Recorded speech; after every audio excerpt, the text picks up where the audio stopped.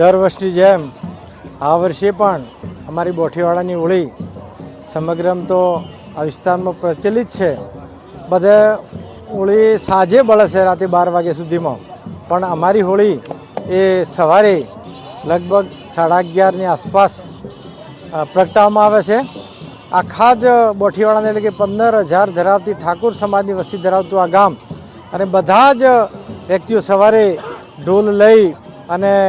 હાથમાં લાકડી એટલે કે દોડિયા રમવા માટેની એક લાઠી અને બધા જ ભાઈઓ બહેનો બાળકો માતાઓ બધા ખૂબ હર્ષ ઉલ્લાસથી અલગ અલગ ગામની ફળીઓમાં આ જગ્યાએ એકત્ર થાય છે. આવ્યા પછી તરત જ જે અમારો લાકડો દરેક ગામમાંથી નાખવામાં આવ્યો છે એટલે કે એને અમે મોમેરો કહીએ છીએ, એ મોમેરો એકત્ર કરવામાં આવે છે અને એને ઊભો કરવામાં આવે છે અને 4 ગામોના 4 વડીલો આની અંદર એક ઊક હળગાઈ અને 4 બાજુ ફરી એના 5 રાઉન્ડ મારી અને આગ મૂકવામાં આવે છે અને પછી બધા દરેક ઘરેથી એક શ્રીફળ લઈને આવે છે અને આ શ્રીફળ એની અંદર ઉમવામાં આવે છે. દરેક ઘરેથી ચોખા અને ધાણી લાવે છે, એને અમારા હોળી માતાને પગે લાગે છે અને આ શ્રીફળ ઉમ્યા પછી અમારા ગામમાં સુખ સમૃદ્ધિ રહે અને બધું નિરોગી રહે એટલા માટે હોલિકા માતાજીને પ્રાર્થના કરવામાં આવે છે. જય હોળી માતાએ નમઃ. આજે બોઠીવાડા 11 મુવાડાની હોળી પૈકી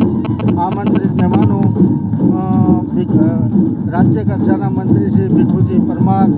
અને અમારા નવનિયુક્ત ભાજપા સંગઠનના પ્રમુખ એવા ભીખાજી ઠાકોર સાહેબ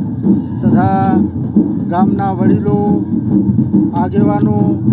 અને વૃદ્ધ અબાલ મહિલાઓ માતાઓ બહેનોનું હું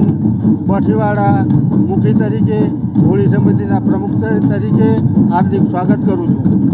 અમારા 11 મુવાડાની હોળી બોઠીવાડાના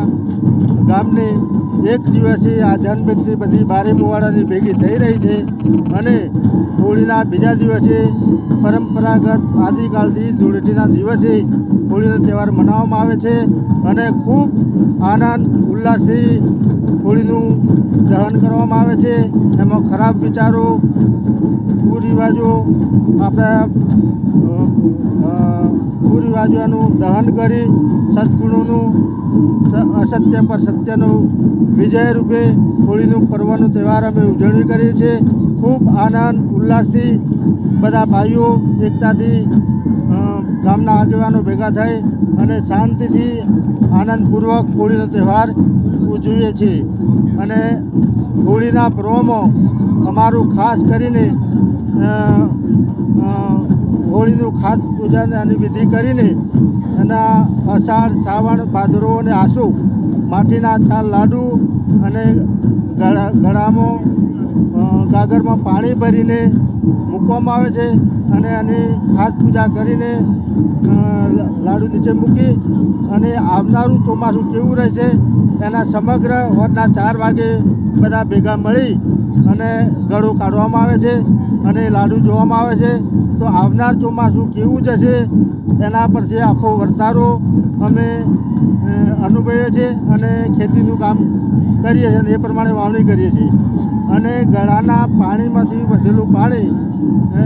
આખા ગામમાં અને એક ટીપમાં પાણી રેડી અને બધા આખા 12 મુવાડામાં એની વહેંચણી કરવામાં આવે છે અને ઓખોનો રોગ ના થાય એટલે ઓખે લગાડી અને એની કદાપી ઓખોનો રોગ ના થાય એની મુક્તિ મળે છે. એવી આસ્થા અને શ્રદ્ધા સાથે આનંદપૂર્વક અમે હોળીનો તહેવાર ઉજવીએ છીએ. જય હોળી માતાજી. આજ રોજ હોળી પર્વ નિમિત્તે બોઠીવાડા ગામે સૌ આગેવાનો અને સૌ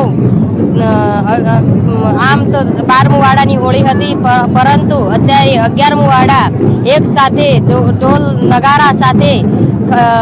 ખળીઓમાં આવતા હોય છે અને સૌ સાથે હળી મળી અને સૌ ભેગા મળી અને કોઈ ભેદભાવ વગર હોળીનો તહેવાર ઉત્સાહથી રંગભેર સાથે ઉજવતા હોય છે અને સાથે સાથે ઘરના દરવાજા પણ ખુલ્લા મૂકીને એક સાથે આવતા હોય છે. નમસ્કાર, મારું ગામ બોઠીવાડા ગામની અંદર મારા ગામમાં એક જ સમાજ, મારું ગામ 15 થી 18 કિલોમીટરના ઘેરામાં આવ્યું.